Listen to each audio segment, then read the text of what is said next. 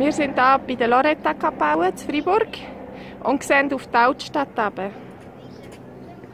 Mit der Sarin. Und Freiburg ist die Stadt der Brücken. Da sieht man noch ein bisschen rechts Stadtmauer und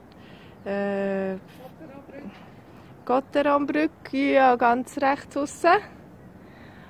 Und da unten die grosse Betonbrücke mit den Bögen, das ist die Zähringerbrücke, die ist jetzt zu für den Verkehr. Es können nur noch Bus und Taxi drüber. Und hinten hat es die Poja-Brücke gegeben, die neue Poja-Brücke. Und das ist jetzt die Umfahrungsstrasse, dass nicht mehr alle Autos an der Kathedrale vorbei müssen. Jetzt ist die Altstadt ein bisschen entlastet. Und da ist die grosse Kathedrale Saint-Nicolas.